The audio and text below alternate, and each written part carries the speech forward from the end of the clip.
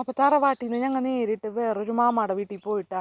എൻ്റെ ഉമ്മാടെ വീട്ടിൽ 10 മക്കളാണ് കേട്ടോ, 5 ആണും 5 പെണ്ണും. അപ്പോൾ മാമന്മാരൊക്കെ ഇവിടെ തന്നെ തൊട്ടടുത്ത് തന്നെയുണ്ട് താമസിക്കുന്നത്. അപ്പോൾ ഇന്നലെ 3 പേരെ വീട്ടിൽ പോയി. അപ്പോൾ അതേ ഇന്നൊരു മാമാടെ വീട്ടിൽ പോവുകയുണ്ട്. അപ്പോൾ ഉച്ചയ്ക്ക് ഇവിടെ നിന്ന് ഫുഡൊക്കെ കഴിക്കാമെന്ന് പറഞ്ഞ്. അപ്പോൾ അതേ ഞങ്ങൾ വന്ന ഉടനെ ദേ മാമ കുറേ ചെടികളൊക്കെ നട്ടിട്ടുണ്ട് റിട്ടയർഡായ സമയത്ത്. അപ്പോൾ അതേ അതൊക്കെ നോക്കി കാണുന്നത്. ഈ മഴവെള്ള സംഭരണിയൊക്കെ ഞാൻ കുഞ്ഞായിരുന്നപ്പോഴും ഇവിടെ ഉള്ളതാണ് കേട്ടോ.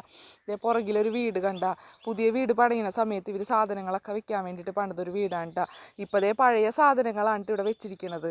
അപ്പോൾ അതേ ഇങ്ങനെ ചുറ്റും നടന്ന് കാണുകയാണ്. ചെമ്പരത്തി കൊണ്ടുള്ള വേലിയൊക്കെ ഉണ്ട്.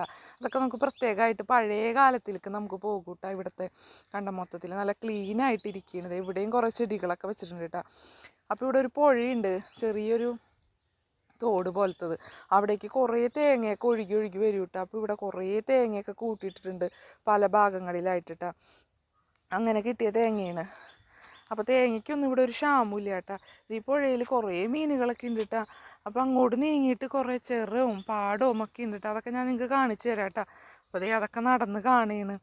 അപ്പോൾ അതേ നിറയെ പൂക്കളും കാര്യങ്ങളൊക്കെ ഉണ്ട് കേട്ടോ. ഇവിടെ നറ്റത്ത് അങ്ങോട്ട് കാലിപ്പറമ്പുകളാണ് കേട്ടോ. ഒരുപാട് പറമ്പുകളുണ്ട് കേട്ടോ. നിറയെ തേങ്ങയും ആരും ഇല്ലാണ്ട് എടുക്കാണ്ടിട്ടിരിക്കണം കുറേ വിറകും തെങ്ങും കാര്യങ്ങളൊക്കെ ഇവിടെ നമുക്ക് കാണാനായിട്ട് സാധിക്കും കേട്ടോ.